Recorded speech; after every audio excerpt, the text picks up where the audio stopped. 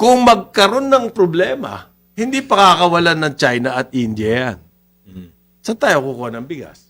Kasi sinasabi niya sa 350 million metric tons na yun ang production, rice production ng buong mundo. This is global, yung worldwide. Global. 277 ang hawak ng dalawang yan. Hindi, pero tayo, 277 tsaka yung Indochina, tsaka, Hindi. Wala tayong stock. wala. Ito ang mga hawak nila yung stock. Import, ano nga tayo? Deficit nga tayo. Oo. Wala tayong buffer. So, ang sinasabi po nung mga scientists, kung we have enough land, Yes. plant na tinataniman po ng palay. Kung makukonvert natin yan, 3 times ang harvest. Sa hybrid, 3 to 4 times ang Hybrid harvest. ang Abe, gamit. dapat doon tayo patungo talaga. Exporter na tayo. Oo. Sa atin naaasa to Malaysia. Okay, ano ang Kasi balakid? ang laking portion po ng ating agricultural okay. land Sige. devoted to rice. So, And yet, hindi natin na ma-maximize yan. ano ang balakid at ano ang solusyon para gawin yan? Inbred Palitan si Chula, bro. Personal. Simple lang. Palitan mo. Kasi, palitan ng kultura ng ano. ang sinasabi nila, ang tagal na daw nito, ay hindi naman inaasikaso. Ang inaasikaso nila, rice importation. Ba't ang daming Karamihan kasi sa mga Ang sarap ng dinurado. Oo. ang Sarap niya. karamihan kasi sa ano, almost 2/3 or even 3/4 of our seeds imported. Yun. Imported ang seeds natin sa rice. Etong tao, Bara-bara eh, etong bara-bara. tao ay ginawa nila mismo. Yung kanila seeds itinanim nila. At Using pinatunayan nila gaano kaganda. Okay? May sinasabi kasi yung scientist parang Jonat May mga variety na po ng palay yes. na na-develop ng Erie resistant sa mga resistant sa drought. drought. Ba't hindi natin kunin yan? May drought tayo. Resistant sa water, sa floods. Sa drought, resistant sa drought. Meron po resistant sa salt. Halimbawa, pag dumating yung climate change, may mga coastal area tayo na Papasukan na. yung mga coastal plantation area, papasukan na ng tubig. Kaya pa rin nun. May mga variety na sila na Yun na ngayon ang tanong. Yeah. Kailangan, We should get our house to In order. We should in order, get our act together. lahat So po dapat kumikilos. yes, executive, legislative, everything. private sector. Ganon. Tayo naghahanda sa ba yun? private. Habang may political na gulo tayo, eto po, ang COMELEC, nasa Pina si Cheese at si Marcoleta. Tukol sa kaso nila, doon naman sa kontribusyon. Iba pa yan doon sa graph, doon sa Plunder. sa plunder. Oh. Iba pa to. Oo. Wow. Na-issue na raw po yung Lawrence Lubiano. Presidente yan ng Center Waste Construction and Development. Ito na. Ano yung tinatanong mo? Oo nga. Meron daw siyang question sa'yo.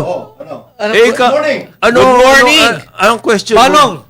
Magre-recess na ang Senado. Okay. Sinedie. Okay. 2 araw na lang. 11-11. Oh. 11 At na sila. mukhang wala na mangyayari this week. Ang susunod nilang sesyon ay sa SONA na. Hindi. Pero That's right. SONA na. At isasabit na ng presidente yung budget. 1 month after the SONA. Isasabit. Yeah. Ito ngayon, ano mangyayari? Yung period ng baka cooling off Baka magkaroon ng... Magkakaroon sila ng cooling off kasi the impeachment court will convene July 6. July, bago mag-SONA. Bago mag-SONA. July 6. Yes. Pero hindi session yun. Court yun. That's the Court yun. Hindi It's po not hindi nila tatalakayin. May scenario ba na mapopostpone na naman? Or Yung mapapaga? Well, July 6. Nag-ano sila they made the call. That was in plenary. So, it was approved. That particular schedule was approved. Tapos, ang sinasabi nila, after this sinidye, this recess, ay gagawin na nila lahat yung scheduling ng mga kasi nagsubmit na ng ng answer si BP. Hindi kasi, John, at 11-11 ngayon eh. Okay? Onsehan. Kaya nagkaka-onsihan daw dahil 11-11. Kasi meron track record na nang-o-onsi itong Si Alan. si Senate President. Inonsi niya noon si Lord. Si Lord Alan. Hindi siya nagpa-session Para para manatili manatili siyang siya. speaker. So may track record siyang ganun. So sinasabi, ganyan ngayon. Onsi. Po yung ERC na ngayon June daw ay didesisyonan nila. Yung application Oh, yan. Tuloy mo yung ng istorya. Meralco, in the next 3 years, may dagdag na piso. Ito, Ang kanilang distribution income. alam ko na kung anong Dapat gagawin. bantayan yan. 230. This month daw, i-decisionan na. Parang So tapos na yung Walang ala tayo kamalay-malay. All of a sudden, meron palang ganito at magkakaroon na ng decision ngayong parang June. Conrad, huwag ka mag-alala. Ano? Yung decision na yan, provisional. Wala For the next 10 years. Provisional at 20 years. Provisional eh. Mangungulekta at Mangungulekta kami, provisionally, tapos mag-uusap na tayo. Wala magkakalimutan na. Yan. Tignan mo sa ARC, ilan Ang malupit dito, hindi man lang ina-announce ng ERC na meron palang ganyang application ang Meralco. hindi. Meron silang public hearings. Wala eh. Hindi mo lang alam. Hindi mo lang alam. Magti-TikTok muna sila. Mysterious public hearing. Sa amin At nga, ipapublish sa mga dyaryong mababa ang na sirkulasyon. natatanggap na, Gov, pwede bang pirmahan mo to, certification na Nag-public nag-post hearing. kami, nag-public hearing. Yan. Sabi ko, wala naman kayong posting, wala naman kayong public hearing. Parang putulan ng puno yan, ha? Yung ganyan. Ano Pinablik ba hearing. yan? Oh. Ito po ang sinasabi ng Meralco sa kanilang press Sige, release. okay. Kailangan daw nila yung increase na yon para daw masuportahan yung kanilang mga gustong gawin. Ano yan? Customer growth. Ano ibig sabihin yan? Hindi ko alam. Lalaki Lalaki ang kanilang customer Dadami yung mga base. customer, lalaki ang kita nila. Ang base. O bakit kailangan nyo mag-increase doon? Nilalaki na nga kita nyo. Sisigilin nyo pa kami para lumaki kita nyo. Yun ang hindi ko maintindihan doon. Hindi, kasi yung mga nasa laylayan, i-accommodate ko natin sila. Tayo nga daw nagsasubsidize to na yung tax. Mga senior. Mga senior May citizen at ano. cross-subsidies. Ano pa? Improve system reliability. Ayan, magastos yan. Magastos yan. Magastos yan. Sagot natin yon. Hindi Systems nila sagot. loss. Systems loss. Dapat nga kayo Trabaho gumastos niya dyan. kasi Power quality. Ayan, yung quality. yan. Hindi nagpa-fluctuate. Pag hindi nagawa ng Meralco yan at nagkandaloko-loko ang ating serbisyo, kasalanan natin. Kasi hindi tayo pumayag na bigyan sinampala. Yan ang sinasabi ko sa inyo. Ayan po. May clause yan, may SH clause yan. dapat ARC, May pag SH. hinay-hinay kayo dyan. And finally, ito pa, to address emerging requirements. Hindi pa nila alam kung ano yun, ha? Sisingilin na tayo. Emerging requirements. Ang galing magbasa. Hindi ba between nila the lines, alam? eh, Okay. Bayad na kayo, lahat kayo. Bayaran nyo, hindi pa. Ang nangyayari daw po dyan sa Senado, pinakamalaking dagok latay Sa ang Pilipinas. Philippine economy. Philippine economy. Yes, of course. At hindi lamang daw po politics ang concern dito. Okay. Pag kasi tuloy-tuloy mabawasan ang public trust Sa institution na yan. sa institution ng Senado, Meron pa. buong gobyerno madadamay. Madadama yan. Pag nadali na yung buong gobyerno, Ayun gulo, na yun. patay tayo. Ang sinasabi nga ng mga kaibigan natin dyan sa kanto ng Shaw Boulevard at saka... May kanto ba dyan? Meron. May mga kanto, Shaw may mga Boulevard. kanto boy. Shaw Boulevard at saka ADB Avenue. Chaos ang abutin natin. Chaos. Chaos.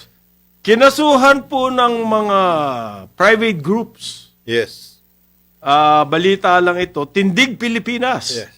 Kinasuhan si Senate President Alan Peter Cayetano, Cayetano, Senator Robin Hood Padilla, At saka si... at yung Sergeant at Arms, Maria Oronado. Kaya pala... Mau Aplasca. Aplasca. Obstruction of Justice. Sino ba itong Tindig Pilipinas na to? Obstruction of kidnapping lang naman. Justice ka naman. Anong Justice. obstruction of Kidnapping yung kaso doon, hindi naman ano eh. Anong quick Hindi lang yun. Obstruction of justice sila for creating that we are under attack. We are under attack. Binigyan daw niya ng protective custody ang isang wanted. May arrest order. Ibig sabihin na may arrest order, wanted. Di ba? Sabi ni Senator Padilla, wanted by a foreign power. We should not kowtow to. We should not. Which arrest order is valid here. Ayun nga lang. Pero Kahit nagaling foreign power pa rin daw yan. We should not be subjugated Sino ba itong by tindig foreign Pilipinas na to? powers. Kilala niyo ba to? Oh, sina Sino yung Kiko. tindig? Oh. Kiko Tanyada. Ay, Kiko Kinudi. Ah, grupo na yan. yung he of thumbs down Yes, fame. Okay. yes. Yung galit na galit. Tsaka Ano yan? group- Apo ni Cory?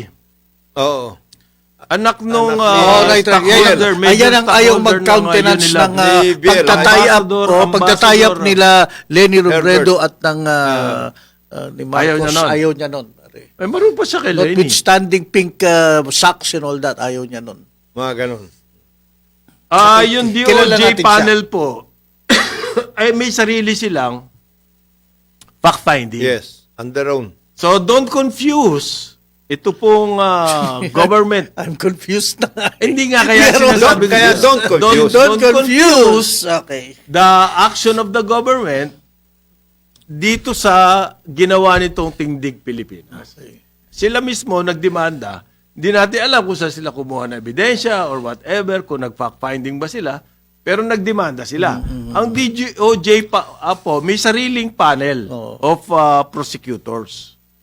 Okay? Na tinitignan pa yan, hinihimay yung nangyari noong kalagitnaan ng Mayo. Yun nga yung dumating bigla si Senator Bato de la Rosa. Yan. Na hindi naman tokhang yun. Hindi. Na bumoto lang